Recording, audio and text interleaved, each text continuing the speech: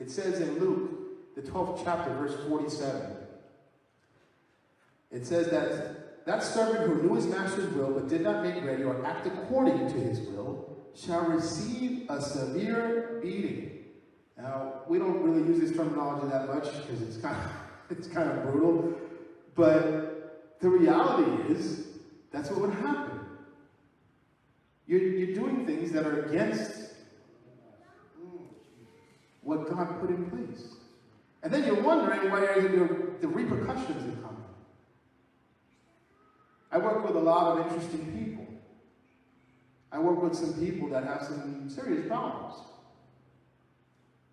And I listen to their stories. Sometimes I listen for a while, and I listen to them and they go on about how they can't stand their ex-wife. How, they don't have any money. And then I listen to the story a little further, and I come to find out that they have 2 DUIs. They don't have a license. They haven't seen their children in years.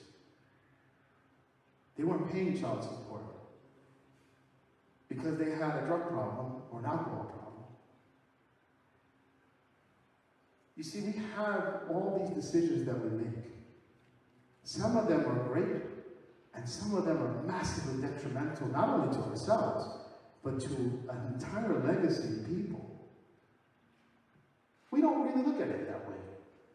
We say, it's my life, and I'll do whatever I want. But it affects someone else. If it's not your child, it's someone else's child. If it's not your brother or sister, it's someone else's. We make decisions that are poor decisions all the time. James wrote in the 4th chapter, he's one of my favorites, because James doesn't really mess around. To him that knoweth to do good and does not, to him that is sin. Meaning that you know what you're supposed to do, and you know what's right, and you don't do it anyway, well, you know exactly what's going to happen. You know what's going to happen. We know that when we go to the flame on a stove and we put our hand on it, we're going to get burned. Some of us have to get burned like multiple times. Don't know why, but we do it.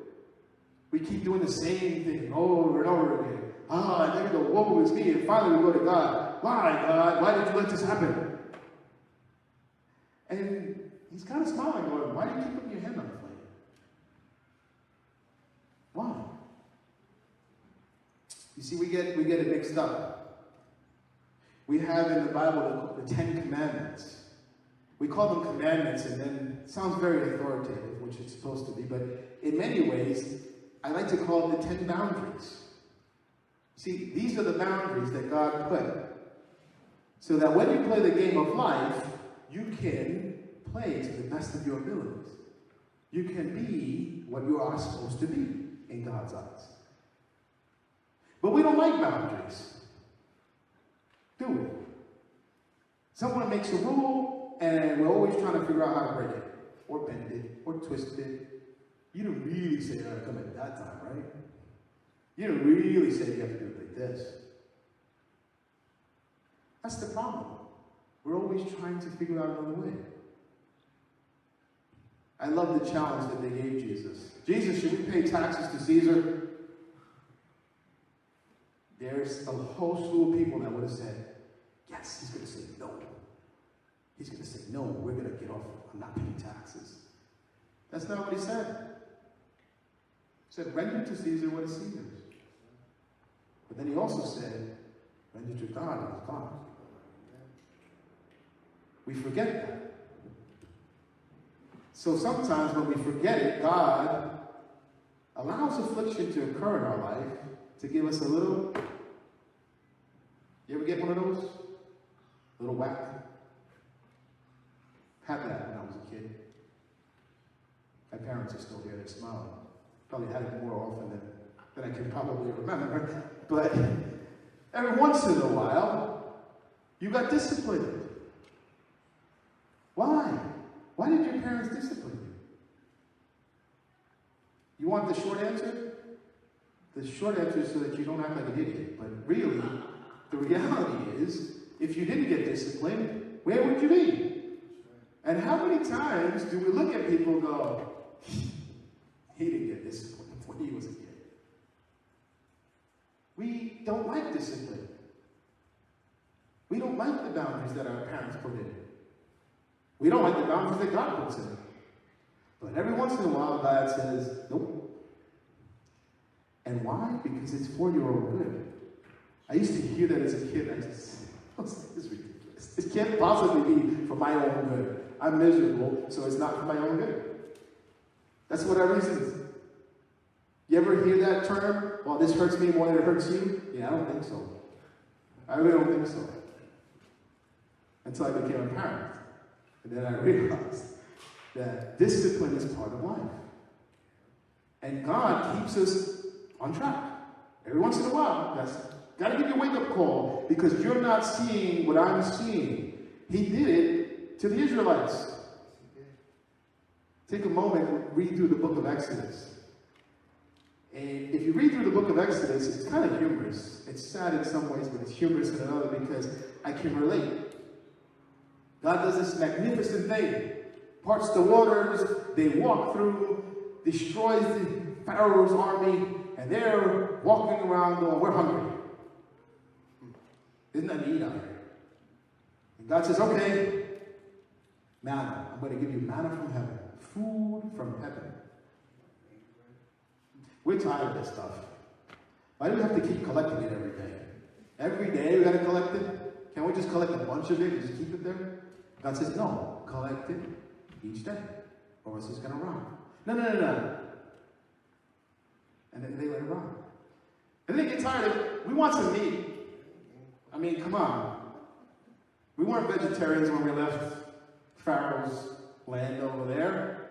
You know, okay, maybe we didn't eat pork, but a good steak would be good. They were angry. You know what they kept saying? Over and over again. You can read it for yourself in Exodus. I wish we had just gone back to Egypt. You should have just let us die over there. I know we were slaves, but, well, we could have had a steak at least. That's what they were doing. They were giving up their freedom for some food. See, it doesn't, if you notice this, and you can look on the map, I don't care if you're walking, I don't care if you're crawling, it doesn't take 40 years to go from Egypt to the Promised Land. You know why they had to go wandering around for 40 years? Because they had a slave mentality. And God was trying to break that mentality out of them. And every time, every step of the way, he said, trust me. We're thirsty. Trust me, there's water here. Trust me. Until they got to the Promised Land, they go, oh, those people are huge. Are you crazy? We can't fight those people. And no one gets to go except for Joshua and Caleb, because they said, we believe what God says. You see, sometimes God has to discipline you. Can you imagine if those mumbling and grumbling Israelites actually went into the Promised Land? It'd be a disaster. It'd be a disaster. Every step of the way. You should have just killed us in Egypt. I don't know why we're here. Have you ever done that? Ask God for something, and then go, I don't know why you gave this to me. You asked for it. And now you have it. Anybody ever pray for patience? Some people go like this. Do you ever pray for patience? You don't really get it, right? You get annoying people next to you, or people that irritate you, or situations that drive you insane, and then you go, why, Lord? And he goes, and he smiles. You wanted patience, didn't you? Gave you what you wanted. This is the last reason that I'll give you why God allows affliction to occur. Sometimes a miracle has to happen. Sometimes a miracle has to happen in your life. And it becomes an example to someone else. Anybody know anybody that's experienced a miracle? Look, there's a couple people going like this. Yeah. You live long enough, you'll see a few things that you just can't explain. The doctors can't explain it, the scientists can't explain it, and you can't explain it, but you know something happened. We all know something happened. Sometimes they're big things, right? Someone gets cured of cancer miraculously. Sometimes they're really small. We see these small miracles every day, and we kind of just dismiss them. But they happen. Every once in a while, God allows an affliction to occur, not only to build you, build your character, to discipline you, to make you stronger, but also to be a blessing to someone else.